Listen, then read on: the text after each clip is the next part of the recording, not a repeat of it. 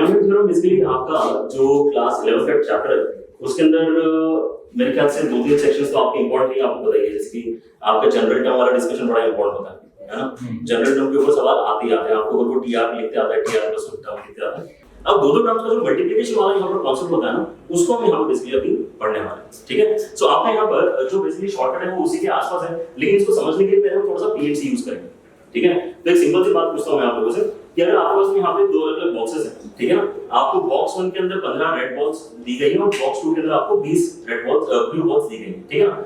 मुझे यहाँ पर 10 बॉल सिलेक्ट करनी है। तो एक तो हो सकता है यहाँ पर कि हम बहुत ही जो है एक लंबा तरीका यहाँ पर अपनाएं, है ना। लंबा तरीका क्या हो सकता है कि हम सोचें, केसेस सोचें कि हम क्या-क्या कर सकते हैं कि यार मुझे अगर यहाँ पे अगर 10 बॉल्स बेसिकली सिलेक्ट करनी है, so one way could be this कि मैं ऐसा करता हूँ कि यार सारी 10 बॉल यहाँ से ले लो, इसमें से लेता ही ऐसा भी हो सकता है, ठीक है। तो अगर मैं 10 बॉल यहाँ पे सिलेक्ट करना चाहूँ तो एक तरीका ये हो सकता है कि यार मैं 15 में से ही कोई 10 यहाँ पे सिलेक्ट कर लेता हूँ और फिर ये जो 20 मेरे पास में ऑप्शंस अवेलेबल थे उसमें से मैंने किसी को भी सिलेक्ट कर लिया, है ना। और मैंने क्या बोला, एंड बोला, तो दिस एंड दैट में यहाँ पे मल्टीप्लिकेशन मैंने करना चाहिए, राइट। या फिर क्या कर सकता हूँ, इधर दिस और आई कैन बेसिकली और बोला मतलब प्लस साइन लगाना चाहिए, और I can do one thing कि यार मैं ना 15 में से तो यहाँ पे 9 उठाता हूँ एंड देन ये जो 20 अवेलेबल थे उसमें से मैं एक उठा लूं। सही लग रहा है। और ये कहानी आगे तो बढ़ती रहेगी, कब तक बढ़ती रहेगी, 15 में से 2 उठा 15 में से 8 उठा लेता हूं, ठीक है ना। और फिर यहाँ पे 20 में से 2 उठा लेता हूं और ये कहानी आपकी आगे चलती रहेगी जब तक आप बोलोगे कि 15 में से तो एक भी नहीं उठाया, लेकिन फिर मैंने 20 में से ना 10 के 10 यहाँ पे उठा लिया। तो ये एक बहुत ही बड़ा सा आपका सिग्मा क्रिएट हुआ है, हेलो। सिग्मा मतलब क्या होता है, समित होता है अल्टीमेटली, ठीक है ना। तो आपने बहुत बड़ा सा एक सिग्मा यहाँ पे क्रिएट किया है और इसके अंदर क्या आ रहा है, बायनोमियल के प्रोडक्ट्स भी बेसिकली आ रहे हैं, है ना। बायनोमियल टर्म्स के प्रोडक्ट बेसिकली आपको मिल रहे हैं। लेकिन कोई एक स्मार्ट बच्चा अगर होगा तो वो इस पर्टिकुलर अरेंजमेंट और इस क्वेश्चन को देख के ऐसा सॉल्व करेगा कि आप खुद ही सोच के बताओ, ऐसा नहीं सॉल्व करेगा। वो बोलेगा कि अच्छा आपको सर क्या चाहिए, 10 बॉल चाहिए ना, तो ऐसा करो आप ना इसको ना सब मिला दो सर, बॉक्स और बॉक्स को अलग क्यों कर रहे हो, आप ऐसा करो कि इसको ऐसा सिंगल बॉक्स इमेजिन करो और फिर आप इसके अंदर से एक साथ ही निकाल लेते, कोई से भी निकल रहा है, आपको तो फर्क ही नहीं पड़ रहा ना। यहाँ पे आपकी 10 रेड है, ब्लू एक भी नहीं है, यहाँ पे आपकी 9 रेड है, यहाँ पे एक ब्लू है, मतलब आपको तो सारे कैसे चल रहे हैं, तो कुछ भी आने दो। आप यहाँ पर क्या बोलो कि आपके पास टोटल क्या हो सकता है कि आपके पास टोटल 35 आपके पास में यहाँ पे बॉल्स हैं और आप इसमें से 10 निकालना चाहते हो, तो इसको मैं कैसे लिखूंगा, इसको तो डायरेक्टली लिख दूंगा, 35 से 10 लिख सकता हूँ, 35 से 10 हम यहाँ पे इसको कर सकते हैं, ठीक है ना। तो इस बात का बेसिकली आपको यहाँ पर ख्याल रखना है कि ये जो गंदा सा दिखने वाला एक्सप्रेशन होता है ना, ये बेसिकली इतने अच्छे से एक्सप्रेशन में कन्वर्ट हो जाता है, right. So we need to observe something जो आपको यहाँ पर देखने के लिए बहुत अच्छे तरीके से मिलेगा कि आपके ये जो सारे सीरीज के टर्म्स हैं, इसके अंदर जो आपका ये जो लोअर इंडेक्स बोलते हैं इसको, है ना, जो नीचे लिखा हुआ है, बहुत बढ़िया, है ना। यहाँ पर आपका जो डिनोमिनेटर लोअर इंडेक्स जो आपके यहाँ पर बन रहा है उनका सम 10 के बराबर है, यस। तो यहाँ पर भी 10 है, राइट। और जो आपका यहाँ पे अपर इंडेक्स बना है वो क्या है, वो एक्चुअली इन दोनों का सम है, इन दोनों का सम है।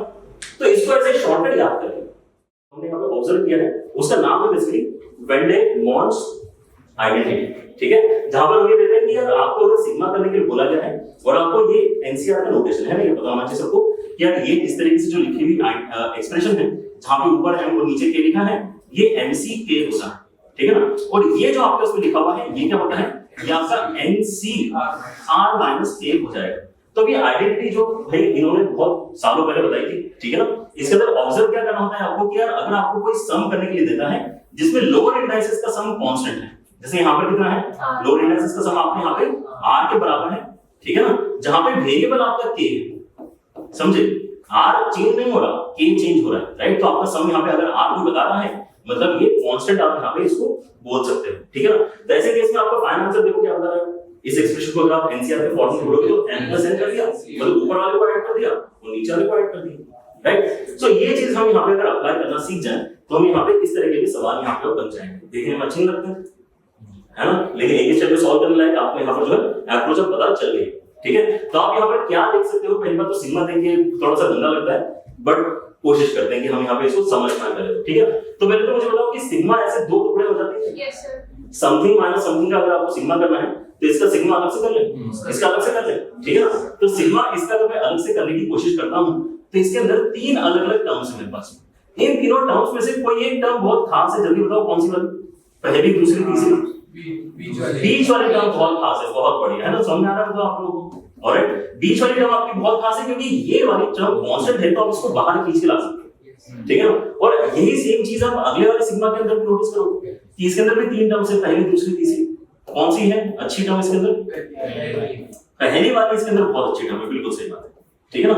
आप यहाँ पे पहली वाली टर्म को क्योंकि खींच के सिग्मा के बाहर ला सकते हो। आर की वैल्यू आपकी कहां से कहां तक जा रही है? आर की वैल्यू आपकी 0 से लेके 15 तक जा रही है, ठीक है। किसी का आंसर आ गया तो आप यहाँ पे बता सकते हो, हैंड रेज कर सकते हो। यस, या मैं वेट कर रहे हो मेरा आंसर निकालने को, जल्दी बताओ किसी का आ रहा हो तो बताओ। आपने यहाँ पर ये अगर बाहर आ जाएगा तो आपके पास में जो अंदर यहाँ पे एक्सप्रेशन बचा है, ठीक है ना, अंदर जो आपका एक्सप्रेशन बचा है इट इज बेसिकली 15CR, उसके साथ में 20CR। लेकिन अब यहाँ पर आपको दिखाई देगा कि यार इसके अंदर तो R वेरिएबल है ना। R अगर वेरिएबल है तो इसका लोअर इंडेक्स का सम बहुत बढ़िया, लोअर इंडेक्स का सम तो आपका यहाँ पर जो है 2R आ रहा है, तो वेरी करेगा। लेकिन मैं क्या एक छोटा सा यहाँ पे रिजल्ट फर्दर जानता हूँ क्या, एक छोटा सा रिजल्ट मुझे यहाँ पर जो पता होना चाहिए इज दिस कि NCR is equal to NCn-R, ठीक है ना। So this can be seen as 20C 20-R, पकड़ में राइट, 20C 20-R। एक चीज और यहाँ पे मैं देखना चाहूंगा कि यार यहाँ पे सिमेट्री अगर बन जाए तो ज्यादा बेनिफिट होगा। तो rather than changing this I will take that this, है ना, and let us change this expression, ठीक है। करके देखते हैं एक बार, ध्यान से देखें सारे बच्चे। ऑलराइट ऑलराइट ऑलराइट, क्या था हमारे पास में यहाँ पर हमारे पास में 20CR बेसिकली बचा हुआ, ठीक है ना। इसको एक बार चेंज करके देखते हैं, इसको चेंज करोगे तो कितना हो जाएगा? ये 15C 15-R बेसिकली आपका बचेगा, ठीक है ना। इसमें इंटरेस्ट क्यों आया मुझे, क्योंकि यहाँ पे नीचे 15 था ना, तो अगले वाले में भी अगर 15 बनेगा तो थोड़े कुछ चांस बनते हैं, कुछ तो चांस बनता है, ठीक है ना। इसलिए हम यहाँ पर ये काम कर रहे हैं। वैसे यहाँ पर आपका क्या बाहर आ गया? 35C 15 बाहर आ गया, ठीक है ना। और आप यहाँ पे अंदर वाले टर्म में फिर से 15 वाले को यहाँ पे वेटेज देते हुए उसके अंदर NCR is equal to NCn-R करना चाहूँ, ठीक है ना। तो इसके अंदर क्या बनेगा आपका 15C 15-R, NCR is equal to NCn-R, पता है ना भाई? यस, पता है सारे बच्चों को। तो आप यहाँ पे अभी अपना जो अभी हमने शॉर्टकट वाला लगा पा रहे हो, है ना। इन दोनों का कॉम्बिनेशन जब होगा तो 35 बनेगा और 15 बनेगा, डन। और इन दोनों का कॉम्बिनेशन जब बनेगा तो यहाँ पर क्या बनेगा? 40 और नीचे कितना आएगा? 15। तो अगर मैं यहाँ पे इसको कंप्रेस करके लिखना चाहूँ तो फाइनली हमारा रिजल्ट क्या होना चाहिए बेटा? आपको यहाँ पर बहुत बढ़िया आंसर होगा, मुझे यहाँ पे नहीं, आपको 40C 15 तो यहाँ पर बाहर मिल ही रहा था। इसको मिला के आप लोगों ने कितना बताया?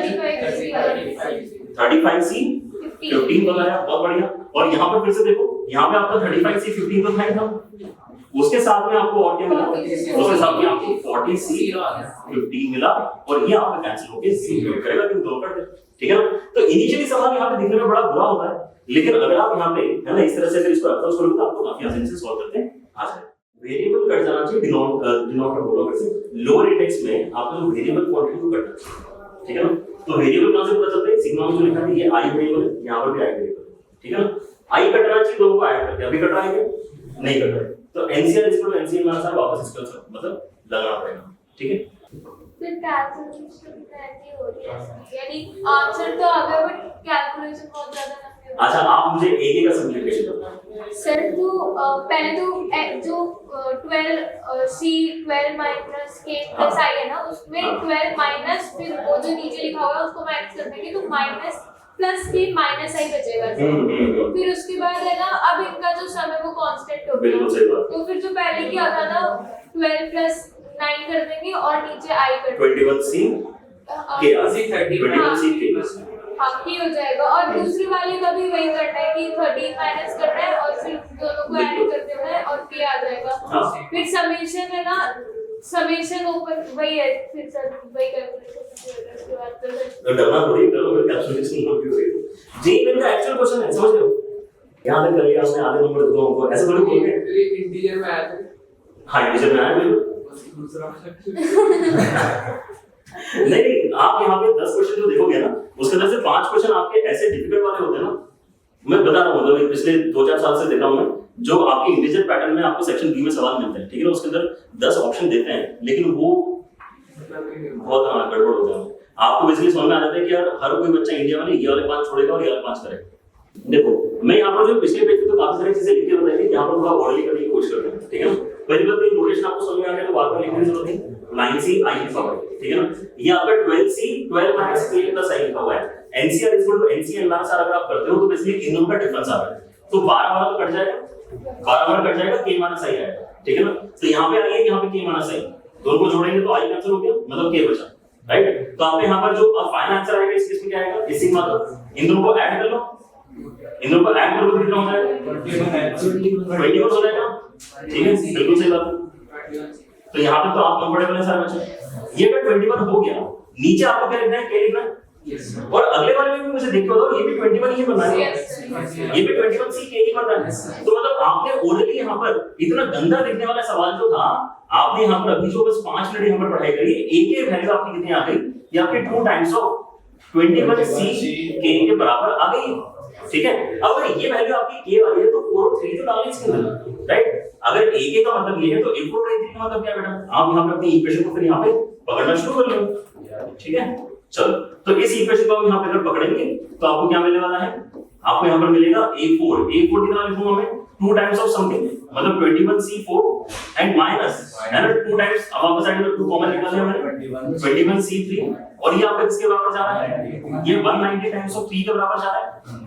इसको ओपन करने के लिए तो आपको यहाँ पे तरीका बताएंगे, है ना, कि आपको यहाँ पर क्या करना है, आपको यहाँ पर बेसिकली 4 वैल्यूज लिखनी है, 21 लिखना है, 20 लिखना है, 90 लिखना है और 80 लिखना है। नीचे क्या आएगा, नीचे 4 फैक्टोरियल मतलब 4 into 3 into 2 into 1 है ना, एंड माइनस यहाँ पे 3 वैल्यूज लिखनी है, 21 20 एंड 90, और नीचे कितना आ जाएगा आपका 3 into 2 आ जाएगा, और ये आपका 190 p के बराबर है। 190 देखो कैंसिल होने के लिए दिया है उन्होंने, 190 कैंसिलेशन के लिए दिया है, आपको यहाँ पर ये देखो 19 है और ये बेसिकली 2 बचेगा, है ना, यहाँ पे इसमें 19 है और ये 2 बचेगा, तो आपको इसमें यहाँ पे 190 कैंसिल होगी, बेसिकली राइट हैंड साइड में b है, ये जो भी है ये आपका आंसर।